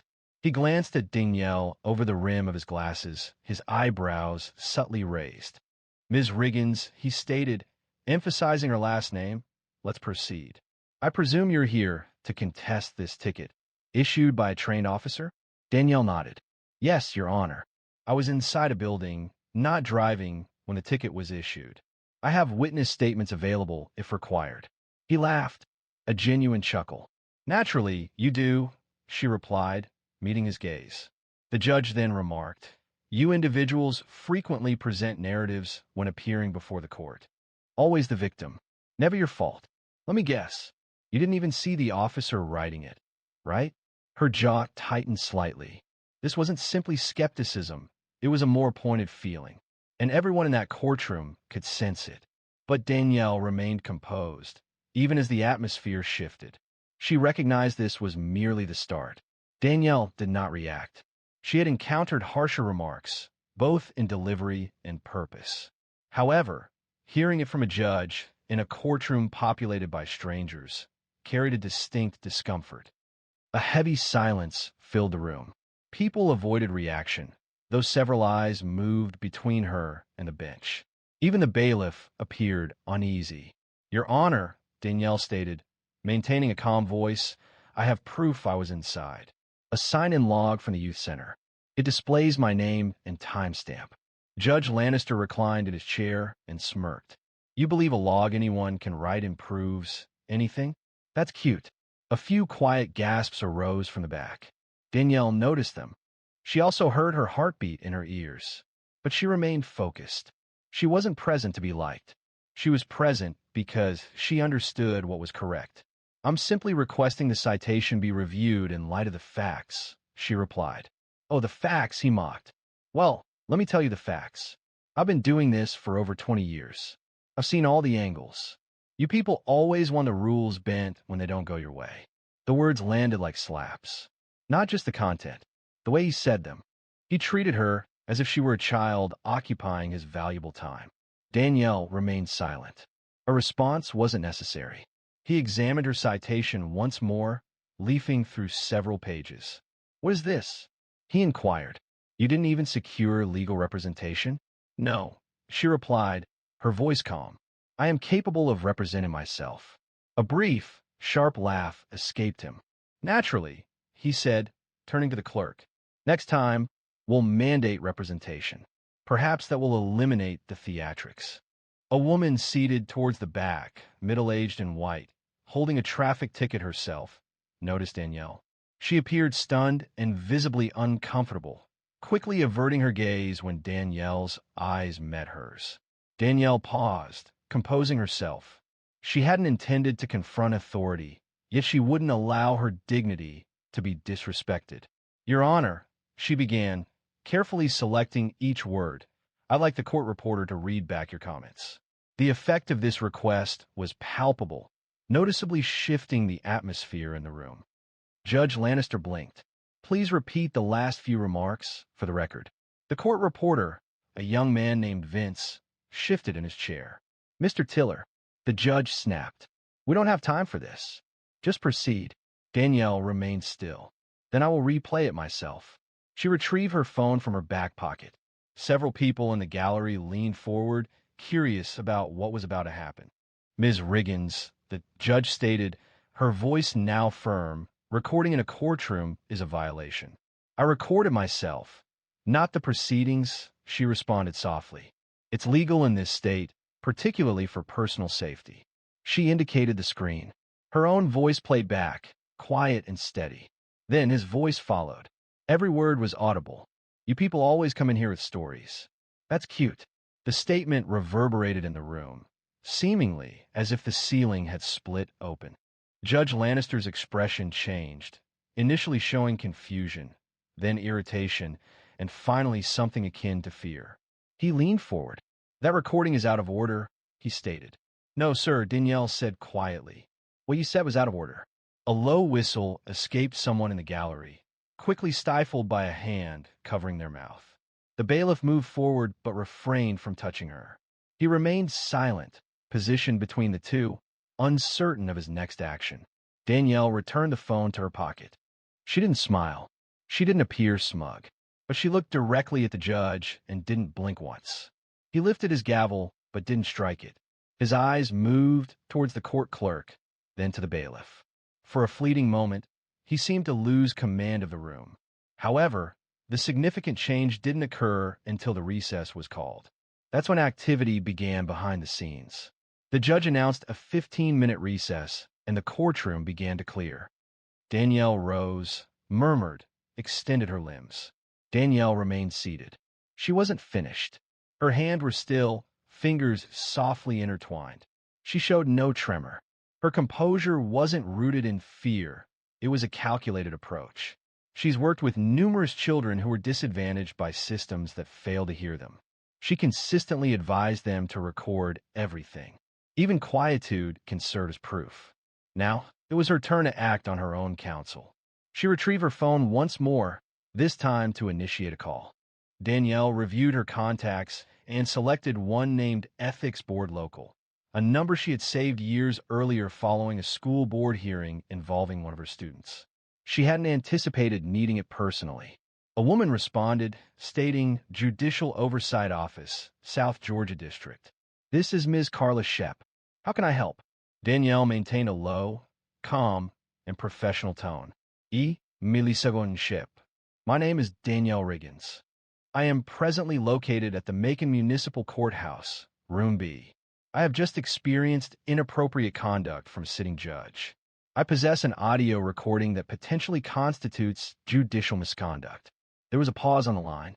I see, Ms. Shep stated slowly. Are you presently inside the courtroom? We're on recess. 15 minutes, give or take. Could you briefly describe what occurred? Danielle recounted the events accurately. Her summary contained no exaggeration, only factual details. The judge's comments, including mockery, the denial of the court reporter's request to read back the transcript, laughter, and dismissiveness were concerning. She stated, I have a voice memo of the remarks. I didn't record the courtroom, just my own audio. This is legal under state code, 16 to Order 11, 62. A pause followed, then the statement, Ms. Riggins, I'd like to escalate this to a supervising judicial officer. Can you remain in the courthouse? Her response was yes. The concluding words were, I'm dispatching someone now. Danielle ended the call, placed her phone in her purse, and released a quiet breath. She anticipated no accolades. She hadn't even expected victory, but she wasn't retreating. A young man, in his early 20s, visibly anxious and restless, approached her from across the room, waiting for his own case. "Ma'am," he murmured, "that was incredible. What you did required considerable bravery." Danielle offered a courteous smile. "It's not bravery when it's simply the truth." He nodded swiftly and retreated. Several others glanced in her direction, not with sympathy, but with interest. Something was different. They sensed it. 10 minutes elapsed. People began returning to the courtroom. The judge was delayed. The clerk appeared anxious. Then the door beside the bench opened, but it wasn't Lannister who entered. A tall woman in her early 60s, dressed in a tailored gray suit with short platinum hair and sharp eyes, appeared. She proceeded directly to the clerk, bent forward, spoke quietly, and then looked up at the courtroom. "Everyone, please remain seated," she announced. A murmur spread through the room. "Judge Lannister will not be returning to the bench this morning." Danielle remained still. "I am supervising Judge Merrill Vaughn, and I will be taking over this docket." She paused. "Before we continue, I need to speak with Ms. Riggins privately." "Please follow me, ma'am." Danielle stood, straightened her bag, and followed Judge Vaughn through the side door. The hallway felt narrow and was still. Judge Vaughn guided her into a small conference room and shut the door. "I have listened to a portion of the recording," she stated without taking a seat. "I'm also informed of a previous complaint against Judge Lannister. These details might support an active inquiry." Danielle remained motionless, observing her. "I must ask," Vaughn proceeded, "will you sign a sworn statement and present the recording as proof?" "Yes," Danielle responded without pause. Judge Vaughn nodded once. Unbeknownst to Danielle, her voice, recorded during a moment of quiet self-preservation, was poised to trigger events exceeding the expectations of anyone present in that courthouse. Danielle re-entered the courtroom, with Judge Vaughn immediately following. The atmosphere had noticeably changed. Conversations were subdued, and expressions were more attentive. Several individuals who had previously disregarded her were now attentive, observing her with what appeared to be respect, or perhaps curiosity. Regardless of the nature of their attention, she perceived it, yet remained composed. She returned to her seat at the defendant's table as Judge Vaughn approached the bench and addressed the court clerk. Proceeding with Case 407B, she announced, "Ms. Danielle Riggins is present. Judge Lannister is officially recused pending review." The announcement settled over the room with a sharp impact. It wasn't simply a brief absence. The judge was gone, and seemingly without return. The thought remained unspoken, yet palpable. Danielle remained still, awaiting further instruction. Judge Vaughn examined the citation and Danielle's accompanying paperwork. This included the witness statement, the center's login sheet, and even a time-stamped text she had sent to her supervisor when she arrived that day. The judge looked up. "This is thorough, Ms. Riggins. You're clearly someone who values evidence." Danielle nodded once. "Working with young people, I've observed firsthand how things can unravel without proper preparation." There was a slight hesitation before Judge Vaughn responded. "It's a lesson more people should adopt as they mature, a subtle acknowledgement passing between them. It wasn't friendship. It wasn't sympathy, simply recognition. One woman seeing another who chose not to compromise." Judge Vaughn turned the citation over, wrote something, and gave it back to the clerk. "This citation is voided," she stated. Ms. Riggins was released. Danielle did not smile. She merely collected her belongings. However, before she could leave, the judge stated, "For the record, your behavior in this courtroom, considering the situation, was remarkable. You maintained composure and dignity despite an unfortunate series of events." Danielle then permitted herself a brief, weary smile. "Thank you," she said. She departed the room as silently as she had arrived. But the atmosphere outside was altered. The hallway was filled with a palpable sense of unease. A courtroom aide, a young woman wearing dark-rimmed glasses and speaking with a hesitant tone, softly stopped Danielle near the exit. "Are you the one who recorded him?" she inquired, her eyes widening. "I am," Danielle responded. The aide looked around before saying, You weren't the first. But you might be the one who finally got them to act.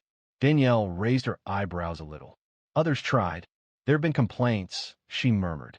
But nothing ever stuck, either no proof or no follow-through.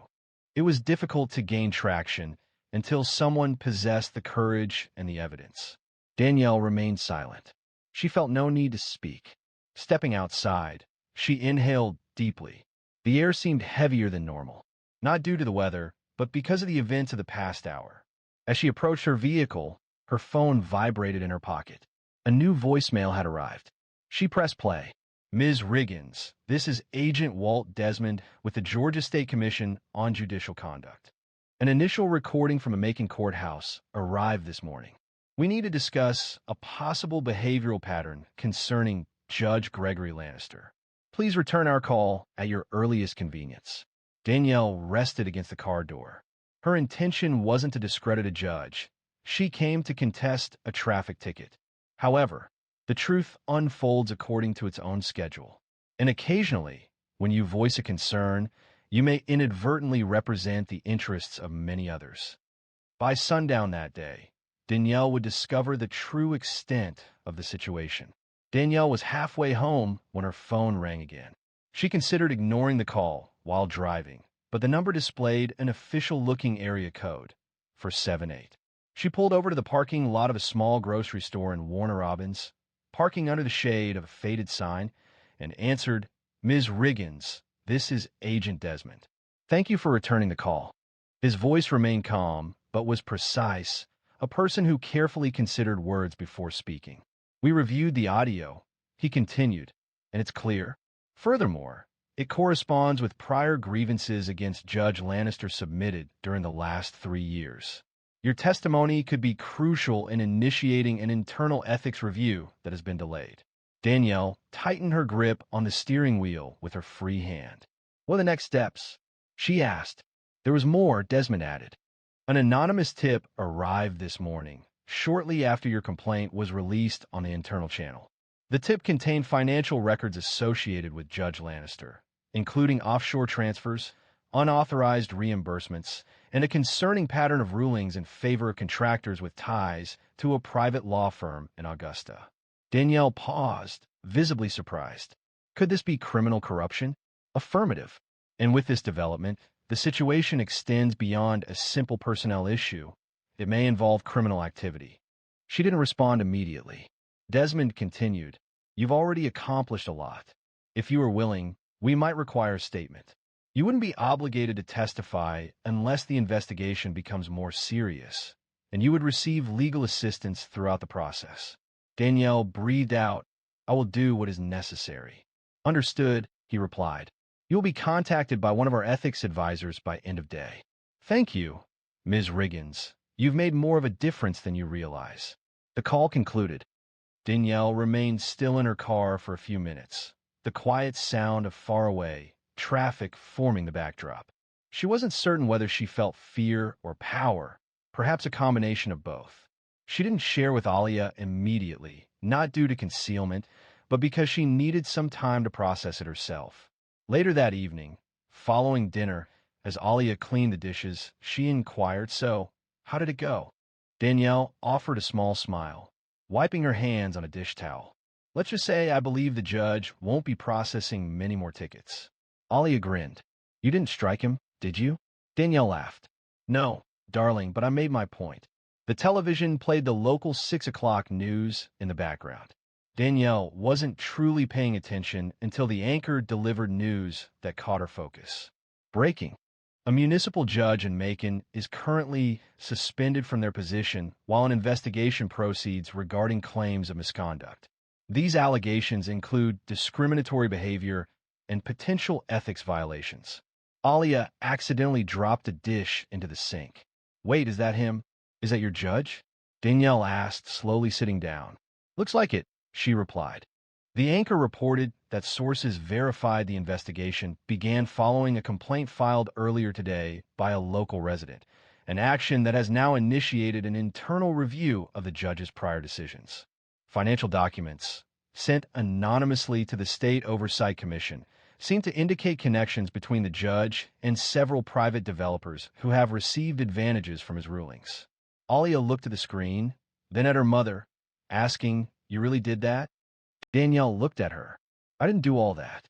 I just said something. The rest have been waiting to come out." Alia's face softened. "I'm proud of you, Mama." Danielle touched her daughter's cheek gently. "It's not always about being loud. Sometimes it's just about refusing to stay quiet." Her phone buzzed again, this time a text. New voicemail 1 minute long. She hit play. "Ms. Riggins, this is ADA Kendra Malloy from the Bibb County District Attorney's Office. Thank you for providing the recording.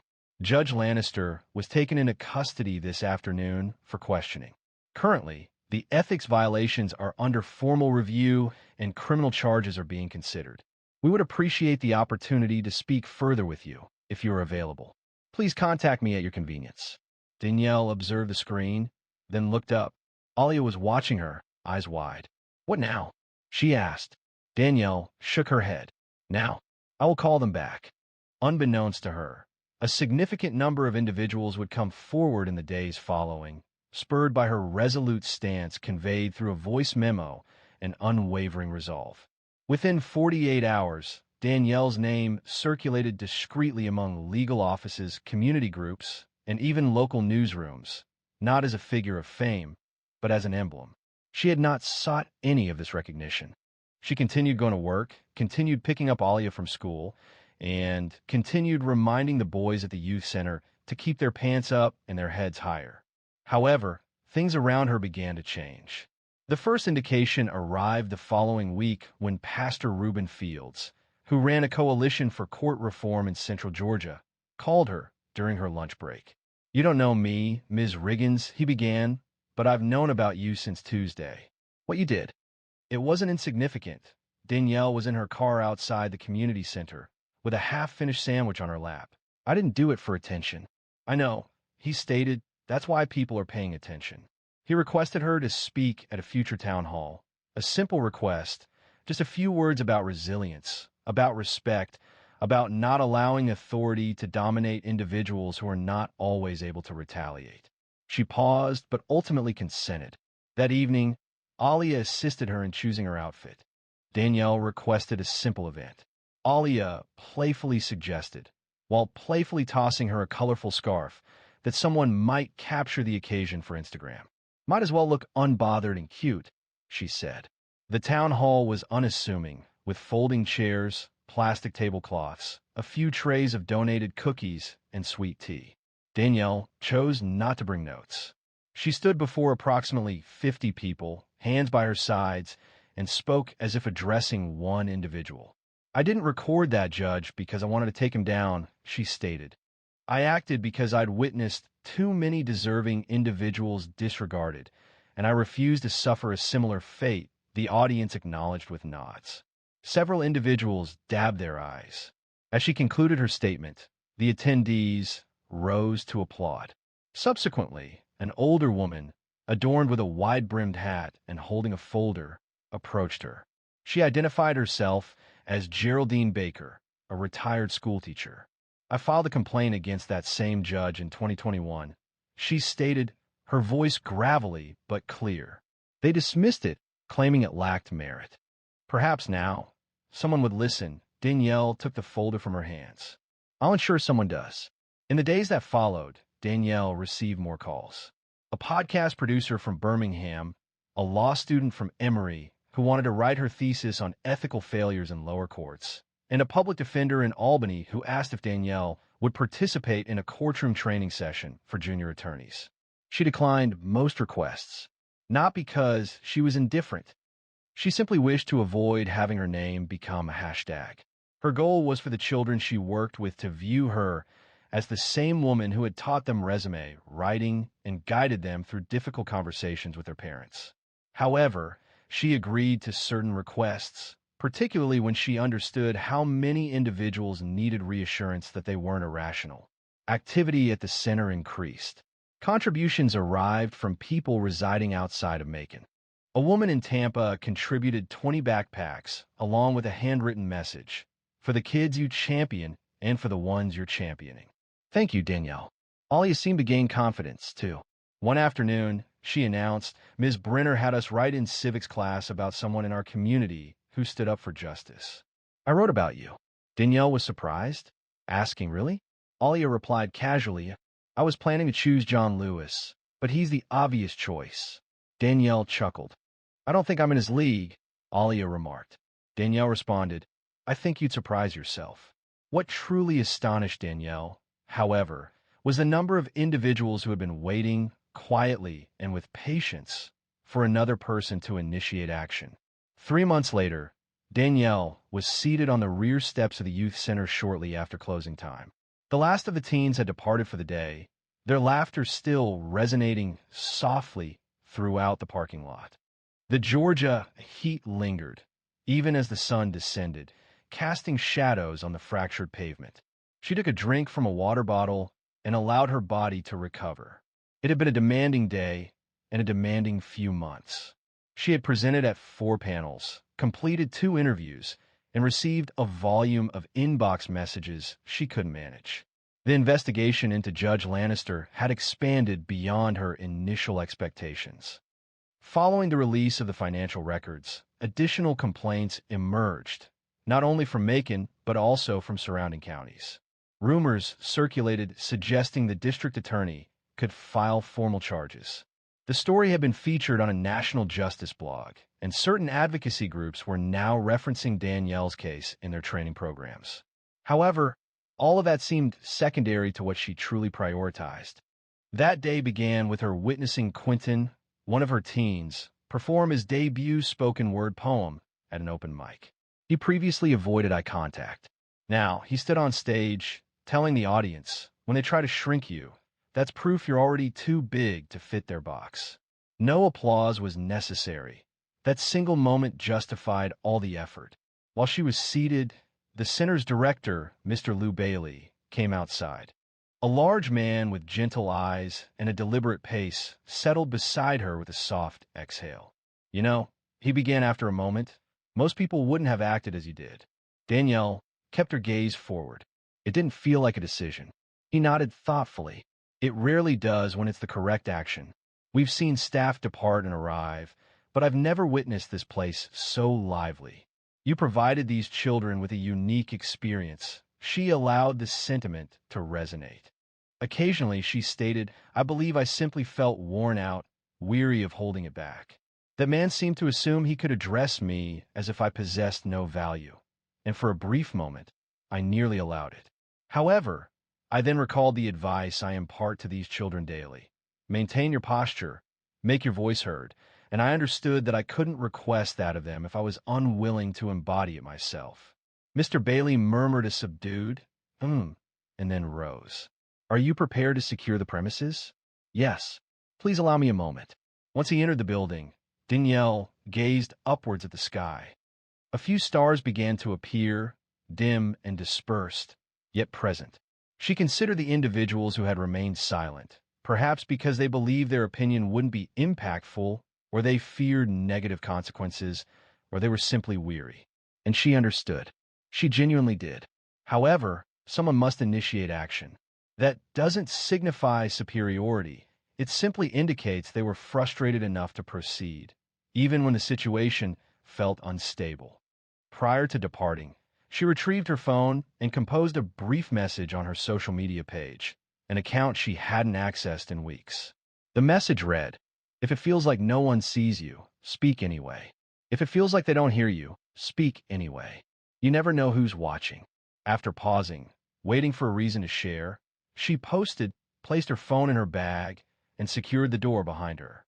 Occasionally, bravery appears forceful, accompanied by raised fists and resounding chants. Sometimes, the path to change is not dramatic. It can be quiet, consistent, respectful. It involves simply appearing in a courthouse, even when unexpected. Danielle didn't require a platform to create change. She only needed to be present, speak honestly, and refuse to be silenced. In doing so, she not only defended herself, but also created an opportunity for Geraldine, for Quentin, for every voice that had been overlooked for too long, because authentic justice doesn't always begin with grand gestures. Occasionally, It begins with the youngest, with someone unwilling to yield. Should this narrative resonated with you, if it brought to mind someone in your life, or perhaps even reminded you of yourself, please consider subscribing, sharing it, and discussing it, as stories like this are not simply intended to be heard, but meant to be remembered. Two adult men were laughing at a young woman attempting to work out. The gym was full, but no one intervened. That is until Terrence spoke up and caused everyone to stop ignoring the situation. The familiar scent of sweat and rubber filled the air. Dumbbells made a clunking sound, treadmills vibrated, and a few early gym goers strained through their exercises with headphones on. It was a little after 7 a.m. at Ironworks Fitness in Knoxville, Tennessee. A typical Tuesday for many, but for Terrence Roy, it was leg day. Leg day held a special significance. He was finishing up wiping down the leg press when he noticed her. She appeared to be no older than 25. She had a tall, athletic build, her hair pulled back, and looked slightly out of place, as if it were her first week at that gym. She lingered near the squat rack, clearly attempting to adjust the bar. This wasn't uncommon. Everyone begins somewhere. However, he then observed something else. Two men, likely in their mid to late 30s, white, wearing compression shirts that seemed unnecessary and displaying an unwarranted confidence. They were not exercising. They simply stood, resting on the preacher curl bench, observing her. Initially, the sounds were quiet, hushed whispers and slight chuckles. Then, one of them spoke, his voice carrying enough for many in the gym to hear. "Hey, sweetheart, that bar's heavier than you. Are you certain you don't need assistance?" The other responded with a loud, distinct laugh. She likely saw it on TikTok and believed she could simply enter and lift as a professional. Terrence paused, towel still in hand. His body tightened. He recognized that tone, sarcastic, yet with an underlying negativity. A combination of mockery and a sense of privilege. The kind that diminishes you without physical confrontation. The woman remained silent, continuously adjusting the bar, her gaze fixed forward. A subtle tremor ran through her hands. She inhaled deeply, as if suppressing something. Terrence surveyed the room.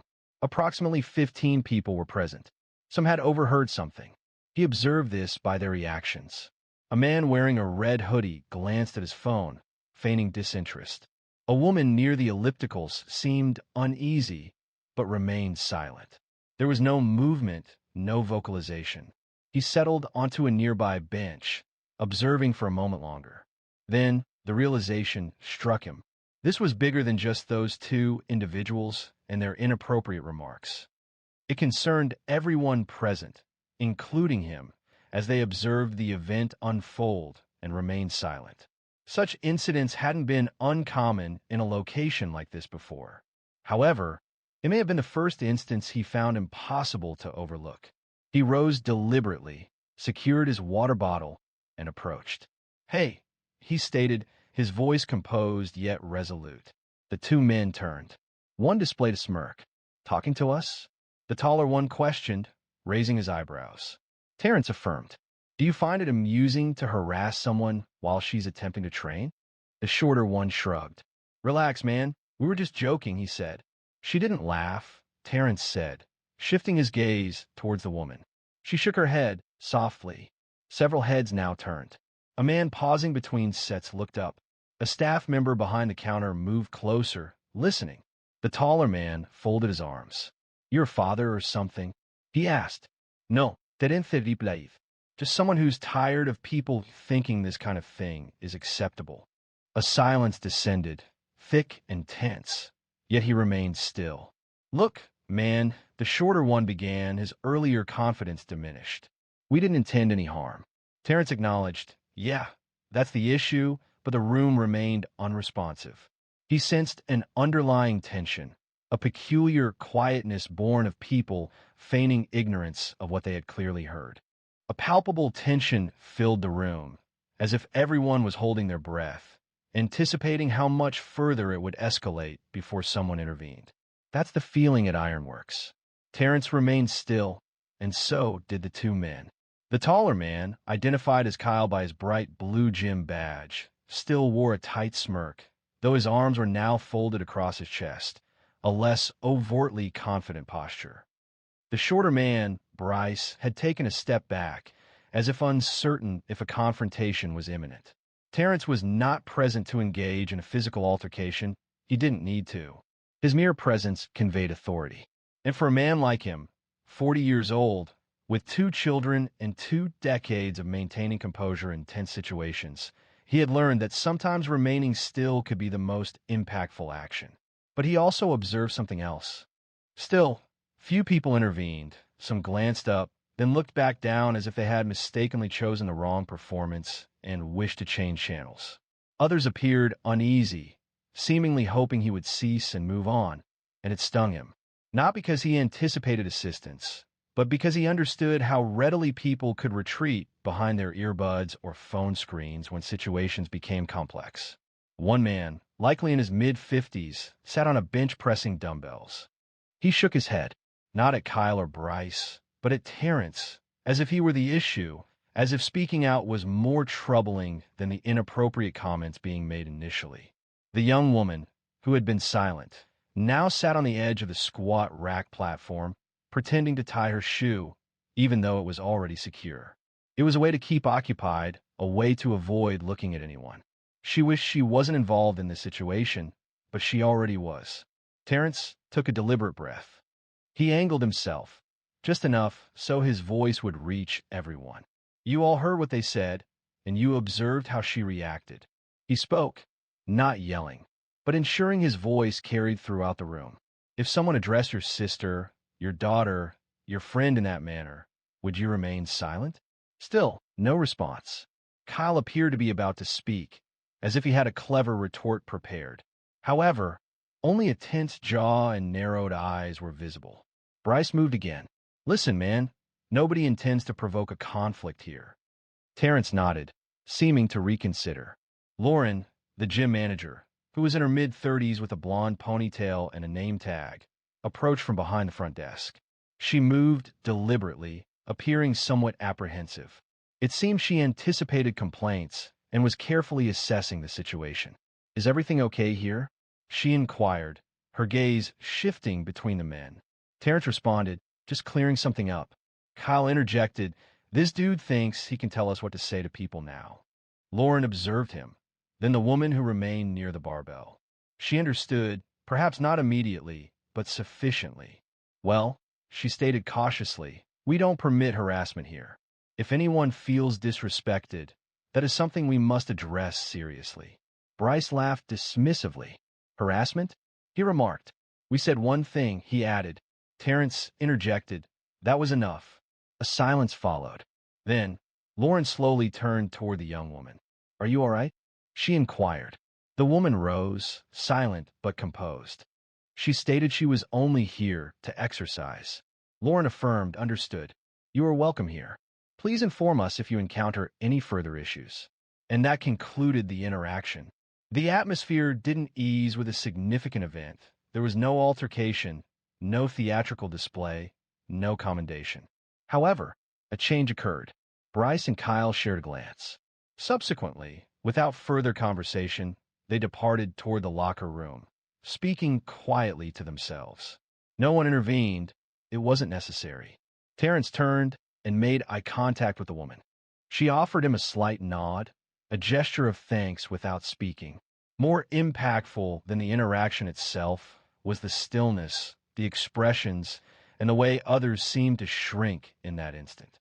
He repeatedly considered what the outcome would have been if he hadn't been present. However, the day continued, and the narrative began to spread beyond the gym. Terrence was in the process of filling his water bottle at the fountain when he detected a voice coming from behind him. A sense of triumph seemed to fill him.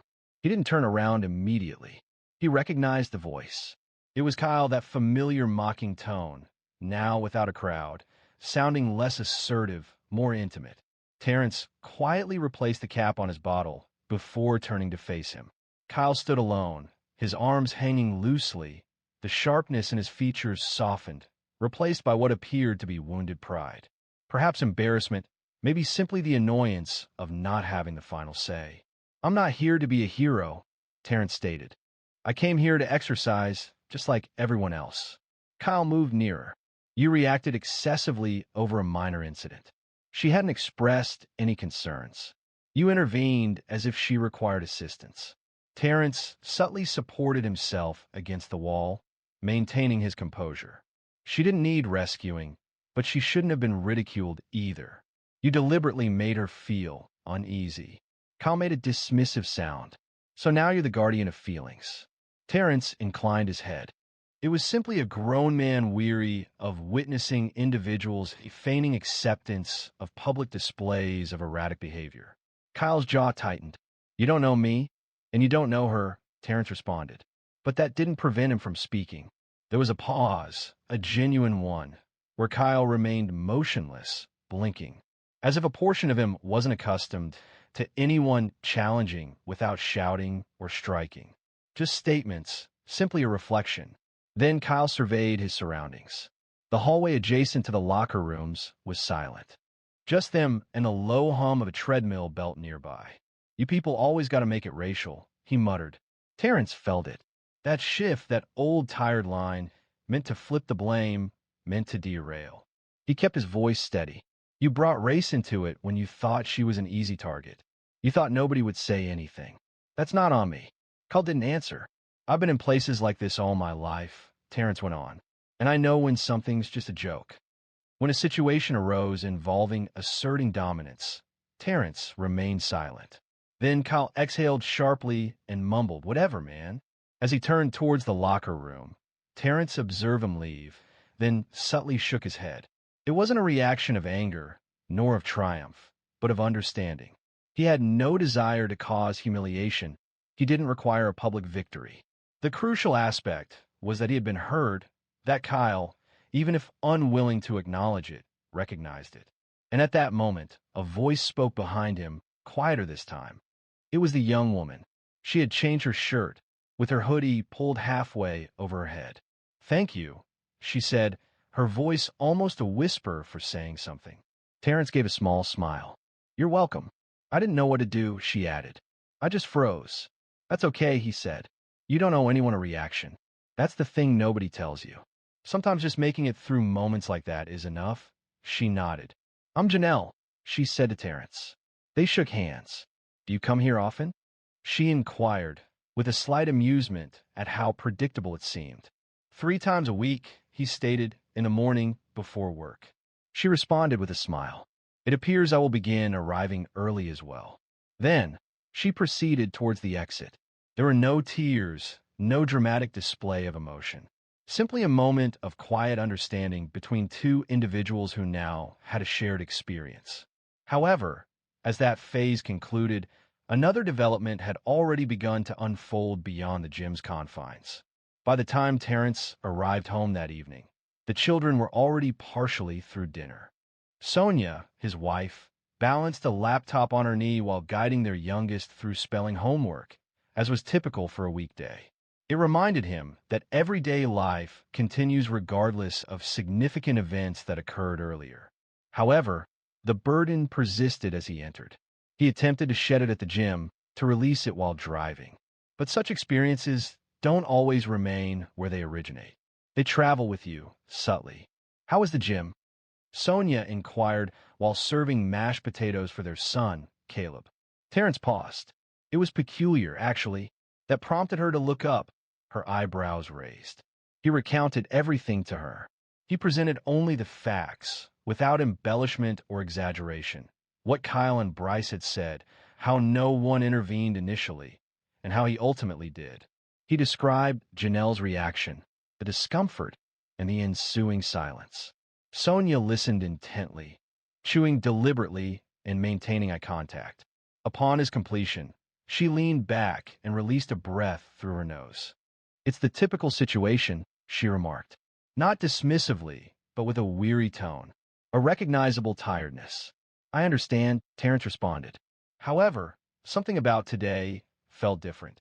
Do you mean the fact that you were the sole person to comment? She inquired. Yes, that, and he hesitated. I observed how many people listened and remained silent. Because that's often the way things unfold, she stated, rising to rinse a plate. People avoid involvement. They desire to prevent uncomfortable moments. They're apprehensive about speaking up and becoming entangled. Some believe it's not their concern. He nodded slowly. It shouldn't be typical, he thought. It shouldn't, she replied in agreement.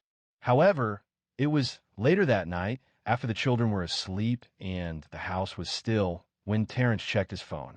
Alerts appeared from a local Facebook group he followed, Knoxville Fit Life Community. A post detailed the event. Saw something crazy at Ironworks today. A man stood up for a woman being teased by two guys at the squat rack.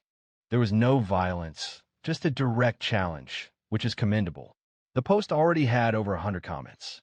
Some users expressed praise for the individual. Others inquired about the situation. A few responded with predictable reactions. The complete details are unknown. It seems people are easily offended these days. Humor is no longer tolerated. Terrence did not participate in the discussion. He simply observed it unfold. A short clip was even posted, a shaky, 3-second phone video showing him standing in front of Kyle and Bryce, his back to the camera. A still image depicts a man steadfastly remaining in place. He felt uncomfortable being the focus of attention, not due to shame, but because it diverted focus from the core message. The intention was for the discussion to highlight how easily inappropriate actions can go unnoticed if no one speaks up. The following morning at the gym, the atmosphere had shifted. Janelle was present again. This time, she offered him a fist bump, her face displaying a friendly smile as if they had been gym companions for years. People observed without negativity. Several individuals nodded in his direction, a gesture of understanding rather than attention-seeking. Lauren, the gym manager, approached him discreetly once he concluded a set. "Hey," she began, "thank you again for yesterday." He turned to face her. "We're experienced previous difficulties," she explained, with people voicing sentiments they perceive as benign. This time, discussions are occurring about it. Perhaps it will bring about a change. Maybe, he responded. Just as he reached for his towel, a man from the back, appearing to be in his mid-60s, with a wiry build and gray in his beard, approached. "I was here yesterday," he stated. Terrence raised an eyebrow. "Yes," the man confirmed. He paused, then added, "I didn't say anything then. Should have. I have 2 granddaughters. I often think if that were one of them, I want someone like you close by." Terrence remained silent for a moment. Then the man offered a half smile and said, "Appreciate that. My name's Roland. If you ever need a place to stay, I'm around." Terrence hadn't anticipated who would enter next, and the words he would speak. Terrence hadn't expected anyone in particular when the gym doors opened late that Friday afternoon. But there he was, Bryce. No Kylie, no Savagir, no Zmirk. Just a man walking in with headphones around his neck and something in his eyes that hadn't been there previously. Terrence noticed him the moment he entered. He was uncertain whether Bryce would disregard him, attempt a confrontation, or act as if the previous day hadn't occurred. However, Bryce did not feign indifference. Instead, he approached Terrence directly after he completed his warm-up set on the lat pull-down machine. "Hey," he said, his voice softer than it had been previously. "Do you have a minute?" Terrence hesitated before responding. He maintained his grip on the machine's handle, carefully observing Bryce's expression for any indication of mockery. He detected none. "All right," Terrence finally said. Bryce shifted his weight, restless. "I spoke with Kyle," he started. "He believes you intentionally embarrassed us. He's still upset, but—" Terrence remained silent. "I have 2 sons," Bryce continued, aged 10 and 8. "They were at the park recently. I observe an older boy teasing them. Nothing serious, just provoking them. And I understood. I felt paralyzed. I didn't know how to react. I simply watched." He hesitated. "I recalled my silence during that incident with the girl. We were certainly behaving poorly, and Terrence observed it." "Now what?" "You were right," Bryce stated, his gaze unwavering. "I don't want to be that person, not for my children and not for my own sake." Terrence shifted back a little. "It's not about being correct. It's about recognizing when to cease being the individual you'd avoid encountering." Bryce affirmed. They stood in silence for a moment. Just 2 men in gym clothes, under fluorescent lights, speaking as if the conversation held significance. I'm not going to apologize for Kyle, Bryce stated. He's got his own things to sort out. But I do apologize for my words, for my behavior. Terrence extended his hand. I accept that, they said, shaking hands firmly, briefly, genuinely. Later that evening, Terrence sat on the porch with his daughter, Elise, who just turned 14 and had recently taken an interest in running. She inquired about what occurred at the gym. She remembered hearing her mom briefly mention something earlier. He paused, then recounted the events. He presented the information directly, without minimizing its impact. He described the conversation, the quiet moments, the disagreement, and the subsequent apology. He observed her reaction as he spoke, noting the shifts in her expression with each detail. So you simply spoke with them? She questioned, lifting her eyebrows. Yes, he replied. I didn't raise my voice. I didn't create a disturbance. I simply asked them why they believed that type of conduct was acceptable. Did that have an effect? It didn't produce immediate changes, but perhaps it prompted reflection. That's frequently how shifts begin. Elise glanced at her sneakers, fiddling with the laces. I'm not sure I would have the courage to say something like that, she whispered. Terrence smiled. The interesting aspect is you don't feel courageous when you do it. You simply feel that someone needs to. She looked up at him, her eyes gentle, yet containing something else now. Perhaps pride. I will try, she said softly. You don't need to do anything special, he responded. Just pay attention. When something doesn't feel right, don't ignore it. Speak up if you can, or be there for someone who can't. They sat in silence for a while afterward. There was no need to fill the space, just the kind of silence that felt substantial instead of vacant. But Monday was approaching, and someone unexpected still had something to say before this story would feel complete. Monday morning began as any other. Terrence parked in his usual spot, swiped his gym card at the front desk, and proceeded to the free weights.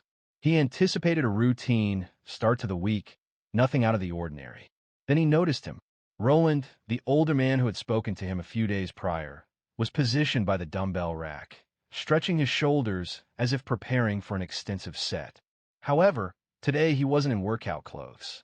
He wore jeans, boots, and a dark jacket zipped up halfway. He wasn't here to train. He was waiting. Got a minute? Roland inquired, glancing up as Terrence neared. Terrence affirmed, and they walked towards the small lounge area near the vending machines. The gym was still, and few noticed them. Roland clasped his hands together, appearing hesitant. I've been considering what occurred, he finally stated. What you did, what you said. Terrence remained silent.